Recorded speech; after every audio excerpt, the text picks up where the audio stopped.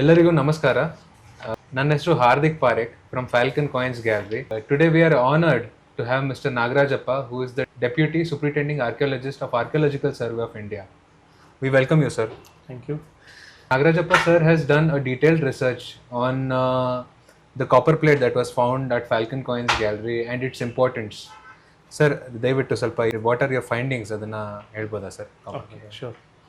ಈ ತಾಮ್ರಪತ್ರ ಏನಿದೆ ಇದರಲ್ಲಿ ಒಟ್ಟು 5 ಹಲಗೆಗಳಿದೆ. 5ರಲ್ಲಿ 4 ಹಲಗೆಗಳಲ್ಲಿ ಬರವಣಿಗೆ ಇದೆ. ಈ ಬರವಣಿಗೆ ನಮಗೆ ನಾಗರಿ ಲಿಪಿಯಲ್ಲಿ ಅಕ್ಷರಗಳನ್ನು ಬರೆದಿದ್ರೆ ಕನ್ನಡ ಮತ್ತು ಸಂಸ್ಕೃತ ಭಾಷೆಯಲ್ಲಿ ತಾಮ್ರಪತ್ರವನ್ನು ಬರೆದಿದ್ದಾರೆ. ಈ 5 ಹಲಗೆಗಳಲ್ಲಿ ಮೊದಲನೇದಾಗಿ ನಾವು ಹೇಳಬೇಕಂದ್ರೆ ಆಸ್ ಯೂಶುವಲ್ ಬೇರೆ ತಾಮ್ರಪತ್ರಗಳಲ್ಲಿ ಸಿಗೋ ರೀತಿಯಲ್ಲಿ ಇದರಲ್ಲಿಯೂ ಕೂಡ ವಿಷ್ಣುವಿನ ಸ್ತುತಿಯೊಂದಿಗೆ ಈ ತಾಮ್ರಪತ್ರ ಪ್ರಾರಂಭವಾಗ್ತಾ ಹೋಗುತ್ತೆ. ಬಹಳ ಮುಖ್ಯವಾಗಿ ಏನು ಅಂತ ಹೇಳಿದ್ರೆ ಬೇರೆ ತಾಮ್ರಪತ್ರಗಳು ಸಿಗೋ ರೀತಿಯಲ್ಲಿ ಇದರಲ್ಲಿಯೂ ಕೂಡ ಸಂಗಮ ಅರಸರ ವಂಶಾವಳಿಯನ್ನು ಕೊಟ್ಟಿದ್ದಾರೆ. ಸಂಗಮ ಅರಸರ ವಂಶಾವಳಿಯನ್ನು ಹೇಳುವಂಥ ಸಂದರ್ಭಗಳಲ್ಲಿ ಆ ವಂಶವನ್ನು ಚಂದ್ರನಿಂದ ಪ್ರಾರಂಭಿಸಿ ಚಂದ್ರ ಮತ್ತು ಯದುಕುಲದಲ್ಲಿ ಜನಿಸಿರ್ತಕ್ಕಂಥವನು ಸಂಗಮನಿಗೆ 5 ಜನ ಮಕ್ಕಳಿದ್ದಂಥ ವಿಷಯ ಕೂಡ ಆ ತಾಮ್ರಪತ್ರದಲ್ಲಿ ನಮಗೆ ದಾಖಲನ್ನು ಮಾಡಿದ್ದಾರೆ.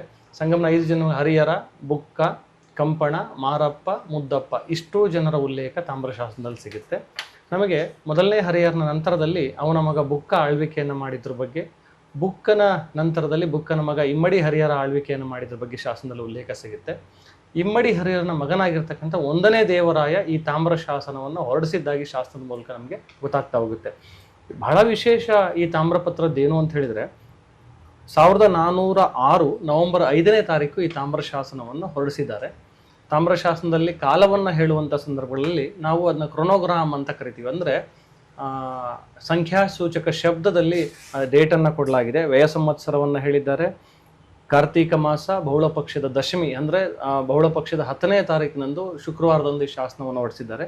ಇವತ್ತಿನ ಗ್ರಿಗೋರಿಯನ್ ಕ್ಯಾಲೆಂಡರ್ಗೆ ನಾವು ಅದನ್ನು ಕಂಪೇರನ್ನು ಮಾಡಿದರೆ ಈ ತಾಮ್ರಶಾಸನದ ಕಾಲ ಕ್ರಿಸ್ತಶಕ 1406 ನವೆಂಬರ್ 5 ಶುಕ್ರವಾರಕ್ಕೆ ತಾಳೆ ಹೊಂದೋದನ್ನು ನಾವು ನೋಡ್ತೀವಿ. ಪ್ರಸ್ತುತ ತಾಮ್ರಶಾಸನದ ವಿಶೇಷತೆ ಏನು ಅಂತ ಹೇಳಿದರೆ 1ನೇ ದೇವರಾಯನ ಪಟ್ಟಾಭಿಷೇಕದ ದಿನಾಂಕವನ್ನು ಒದಗಿಸ್ತಕ್ಕಂಥದ್ದು ಈ ತಾಮ್ರಶಾಸನದ ಬಹಳ ಮುಖ್ಯವಾಗಿರ್ತಕ್ಕಂಥ ಒಂದು ವಿಷಯ. 1406 ನವೆಂಬರ್ 5ನೇ ತಾರೀಕಿನಂದು ದೇವರಾಯ ಪಟ್ಟಾಭಿಷೇಕ ಆಯಿತು ಅನ್ನುವಂಥದ್ದು ಈ ತಾಮ್ರಶಾಸನದ ಮೂಲಕ ನಮಗೆ ಗೊತ್ತಾಗುತ್ತೆ.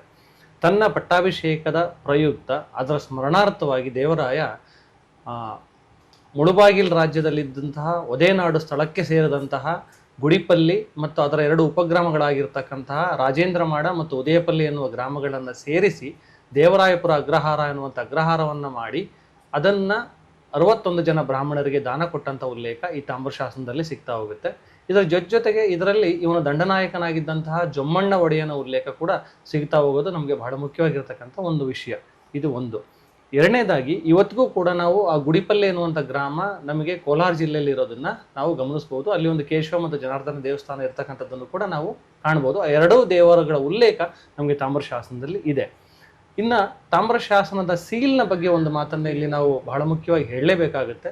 ತಾಮ್ರಶಾಸನದಲ್ಲಿ ನಮಗೆ ವಿಜಯನಗರ ಕಾಲದ ತಾಮ್ರಶಾಸನಗಳಲ್ಲಿ ಬಹುಮುಖ್ಯವಾಗಿ ವಿಜಯನಗರ ಸಾಮ್ರಾಜ್ಯದ ಲಾಂಛನವಾಗಿರ್ತಕ್ಕಂಥ ವರಹಾದ ಮುದ್ರೆ ನಮಗೆ ಸಿಗ್ತಾ ಹೋಗುತ್ತೆ. ಆದರೆ ಇಲ್ಲಿ ನಮಗೆ ವಾಮನ ಮುದ್ರೆಯ ಸೀಲ್ ಇರ್ತಕ್ಕಂಥದ್ದನ್ನು ನೋಡ್ತಾ ಹೋಗ್ತೀವಿ. ಪ್ರಾಯಶಃ ನನಗೆ ಗೊತ್ತಿರುವ ಮಟ್ಟಿಗೆ ಹೇಳುವಂಥದ್ದಾದರೆ ಇವತ್ತಿನವರೆಗೆ ವಿಜಯನಗರ ಕಾಲದ ತಾಮ್ರಶಾಸನಗಳಲ್ಲಿ ವಾಮನ ಮುದ್ರೆಯ ಲಾಂಛನ ಮುದ್ರೆಯ ಸೀಲ್ ಸಿಗ್ತಿರ್ತಕ್ಕಂಥದ್ದು ಇದೇ ಮೊದಲನೇ ಬಾರಿಗೆ ಅನ್ನುವಂಥದ್ದನ್ನು ನಾವು ಇಲ್ಲಿ ಸ್ಪಷ್ಟವಾಗಿ ಹೇಳಲೇಬೇಕಾಗುತ್ತೆ.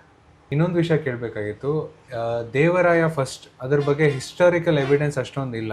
ಸೊ ಅವ್ರ ಬಗ್ಗೆ ನೀವು ಸ್ವಲ್ಪ ಇಂಟ್ರೊಡಕ್ಷನ್ ಕೊಡ್ಬೋದಾ? ಯಾವ ಟೈಪ್ ರೂಲರ್ ಇದ್ರು, ಅಡ್ಮಿನಿಸ್ಟ್ರೇಷನ್ ಹೇಗಿತ್ತು, ಮಿಲಿಟರಿ ಹೇಗೆ ಸ್ಟ್ರಾಂಗ್ ಇತ್ತು ಅಂತ? ಎಸ್, ನಮಗೆ ಒಂದು ವಿಷಯವನ್ನು ನಾವು ಗುರ್ತಿಟ್ಕೋಬೇಕು ಯಾವುದೇ ಒಂದು ಸಾಮ್ರಾಜ್ಯದ ಬಗ್ಗೆ ಅಧ್ಯಯನವನ್ನು ಮಾಡಲಿಕ್ಕೆ. ಒಂದು ಸಣ್ಣ ಮಾತನ್ನು ನಾನು ಹೇಳ್ತೀನಿ ಇಲ್ಲಿ. ವಿಜಯನಗರ ಸಾಮ್ರಾಜ್ಯ ಅಂತ ಹೇಳಿದ ತಕ್ಷಣ ಬಹುತೇಕ ಜನರ ಗಮನ, ಬಹುತೇಕ ಓದುಗರ ಅಥವಾ ಕೇಳುಗರ ಅಥವಾ ಜನಸಾಮಾನ್ಯರ ಗಮನ ಕೃಷ್ಣದೇವರಾಯ ಅನ್ನುವಂಥದ್ದು, ಕೃಷ್ಣದೇವರಾಯನ ಹೆಸರನ್ನೇ ನೇರವಾಗಿ ತೆಗೆದುಕೊಳ್ತಾರೆ. ಅಥವಾ ಇನ್ನೂ ಸ್ವಲ್ಪ ಡೀಪಾಗಿ ನಾವು ಹೋದ್ರೆ ಸಂಗಮ ಅರಸರಲ್ಲಿ ದೇವರಾಯನ 2ನೇ ದೇವರಾಯನ ಹೆಸರನ್ನ ತೆಗೆದುಕೊಳ್ತಾ ಹೋಗ್ತಾರೆ. ಆದ್ರೆ ಇಲ್ಲ ಹರಿಹರಂದು ಕೂಡ ತುಂಬಾ ಕಡಿಮೆನೆ. ಆದ್ರೆ ವಾಸ್ತವಿಕವಾಗಿ ನಾವು ಅಧ್ಯಯನವನ್ನು ಮಾಡ್ತಾ ಹೋದ್ರೆ ವಿಜಯನಗರ ಸಾಮ್ರಾಜ್ಯದ ಅಂದ್ರೆ ವಿಶಾಲ ಸಾಮ್ರಾಜ್ಯದ ಕನಸಿಗೆ, ಅಂದ್ರೆ ವಿಶಾಲವಾದ ಸಾಮ್ರಾಜ್ಯವನ್ನು ಕಟ್ಟಬೇಕನ್ನುವಂತ ಏನು ಕನಸನ್ನ ಕಂಡಿದ್ರು ಇಮ್ಮಡಿ ದೇವರಾಯ ಅದನ್ನು ಕಟ್ಟದ, ಅದಕ್ಕೆ ಭದ್ರ ಬುನಾದಿಯನ್ನ ಹರಿಹರ ಹಾಕೊಟ್ಟಿದ್ದನ್ನ ನಾವು ನೋಡ್ತಾ ಹೋಗ್ತೀವಿ. ಇದಕ್ಕೆ ಪೂರಕವಾಗಿ ತಾಮ್ರಶಾಸನಕ್ಕೆ ಪೂರಕವಾಗಿ ನಾವು 1ನೇ ದೇವರಾಯನನ್ನೇ ತೆಗೆದುಕೊಳ್ಳೋದಾದ್ರೆ ಒಂದನೇ ದೇವರಾಯನ ತಂದೆ ಹರಿಹರ 1377ರಲ್ಲಿ ಸಿಂಹಾಸನವನ್ನ ಅಲಂಕರಿಸ್ತಾನೆ.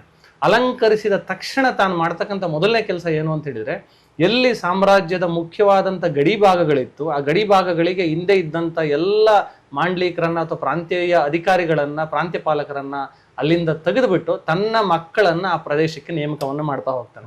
ಫಾರ್ ಎಕ್ಸಾಂಪಲ್, ಮುಳುಬಾಗಿಲು ರಾಜ್ಯಕ್ಕೆ ಅವನು ಬುಕ್ಕರಾಯನನ್ನ ಅಪಾಯಿಂಟ್ ಮಾಡ್ತಾ ಹೋಗ್ತಾನೆ. ಉದಯಗಿರಿ ರಾಜ್ಯಕ್ಕೆ ಭಾಸ್ಕರ ಬಹುದೂರ ಅಥವಾ ಭಾಸ್ಕರ ಒಡೆಯ ಅನ್ನುವಂತನಿದ್ದ, ಅವನನ್ನ ತೆಗೆದ ಆತ ತನ್ನ ಚಿಕ್ಕಪ್ಪ, ಒಂದನೇ ದೇವರಾಯನಿಗೆ ಇಮ್ಮಡಿ ಹರಿಹರನಿಗೆ ಚಿಕ್ಕಪ್ಪ, ಅಲ್ಲಿಗೆ ತೆಗೆದಾಕ್ಬಿಟ್ಟು ಒಂದನೇ ದೇವರಾಯನನ್ನ ಅಲ್ಲಿಗೆ ಅಧಿಕಾರಿಯನ್ನಾಗಿ ಪ್ರಾಂತ್ಯಪಾಲಕನನ್ನಾಗಿ ನೇಮಕ ಮಾಡ್ತಾ ಹೋಗ್ತಾನೆ. ನೀವು ತಮಿಳುನಾಡಿನ ಭಾಗಕ್ಕೆ ಬಂದ್ರೆ ಅಲ್ಲಿ ತನ್ನ ಮಗ ವಿರೂಪಾಕ್ಷನನ್ನ ಅವನು ಪ್ರಾಂತ್ಯಕ್ಕೆ ಅಧಿಕಾರವನ್ನ ಮಾಡ್ಲಿಕ್ಕೆ ನೇಮಕವನ್ನು ಮಾಡ್ತಾ ಹೋಗ್ತಾನೆ. ಸೊ ಈ ಮೂರೂ ಜನರು ಕೂಡ ಏನ್ ಮಾಡ್ತಾರೆ, ಅತ್ಯಂತ ಸಮರ್ಥವಾಗಿ ಹರಿಹರನಿಗೆ ಸಪೋರ್ಟ್ ಅನ್ನ ಕೊಡ್ತಾರೆ. ಆ ಸಪೋರ್ಟ್ ಅನ್ನ ಕೊಟ್ಟಿದ್ರ ಪ್ರತಿಫಲವಾಗಿ ಇವತ್ತಿನ ವರಂಗಲ್ ವರೆಗೆ ಹರಿಹರನ ಸಾಮ್ರಾಜ್ಯದ ಸೈನ್ಯ ಹೋಗುತ್ತೆ. ವರಂಗಲ್ನ ಸೋಲಿಸ್ತಾರೆ, ಕೊಂಡವೀಡು ರೆಡ್ಡಿಗಳನ್ನ ಸೋಲಿಸ್ತಾರೆ, ಸುಲ್ತಾನ್ರನ್ನ ಸೋಲಿಸ್ಬಿಟ್ಟು ನೆಲ್ಲೂರು ಮತ್ತೆ ಪಾನುಂಗಲ್ ಕೋಟೆಗಳನ್ನೆಲ್ಲ ಗೆದ್ಕೊಂಡಂತ ಉಲ್ಲೇಖ ನಮಗೆ ಶಾಸನಗಳಲ್ಲಿ ಸಿಗ್ತಾ ಹೋಗುತ್ತೆ. ನೋಡಿ, ಶಾಸನಗಳನ್ನ ನಾವು ತೆಗೆದುಕೊಂಡು ಅಧ್ಯಯನವನ್ನು ಮಾಡ್ತಾ ಹೋದ್ರೆ 1377ಕ್ಕೇನೆ ಒಂದನೇ ದೇವರಾಯನನ್ನ ಉದಯಗಿರಿ ಪ್ರಾಂತ್ಯಕ್ಕೆ ರಾಜ್ಯಪಾಲನನ್ನಾಗಿ ನೇಮಕ ಮಾಡಿದಂಥ ಉಲ್ಲೇಖ ನಮಗೆ ಶಾಸನಗಳಲ್ಲಿ ಸಿಗುತ್ತೆ. ಆ ಮೂಲಕ ತಂದೆಗೆ ಸಪೋರ್ಟ್ ಕೊಡ್ತಾನೆ ಒಂದನೇ ದೇವರಾಯ ಆಡಳಿತದ ಹಿಡಿತವನ್ನ, ಮಿಲಿಟರಿಯನ್ನ ಹೇಗೆ ನಡೆಸಬೇಕೆನ್ನುವಂತ ಒಂದು ಚಾಕಚಕ್ಯತೆಯನ್ನ ತುಂಬಾ ಚೆನ್ನಾಗಿ ಅವನು ಮೈಗೂಡಿಸ್ಕೊಳ್ತಾ ಹೋಗ್ತಾನೆ. ಸೊ ಈ ಹಿನ್ನೆಲೆಯಲ್ಲಿ ಏನಾಗುತ್ತೆ ಅಂತ ಹೇಳಿದ್ರೆ 1404 ಆಗಸ್ಟ್ 30ನೇ ತಾರೀಕಿನಲ್ಲೂ ಇಮ್ಮಡಿ ಹರಿಹರ ಅಂದ್ರೆ ಎರಡನೇ ಹರಿಹರ ಮರಣವನ್ನು ಹೊಂದ್ತಾನೆ.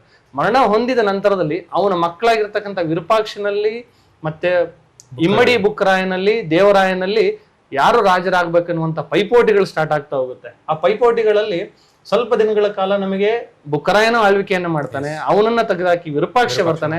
ವಿರೂಪಾಕ್ಷನನ್ನ ಕೊನೆಗೆ ಇವರಿಬ್ಬರನ್ನೂ ಕೂಡ ತೆಗೆದುಹಾಕಿ ಅವರಿಬ್ಬರನ್ನು ಸೋಲಿಸಿ ತಾನು ಅಂದ್ರೆ ಒಂದನೇ ದೇವರಾಯ 1406 ನವೆಂಬರ್ 5ನೇ ತಾರೀಕಿನಂದು ಪಟ್ಟಾಭಿಷೇಕವನ್ನು ಮಾಡ್ಕೊಳ್ತಾನೆ.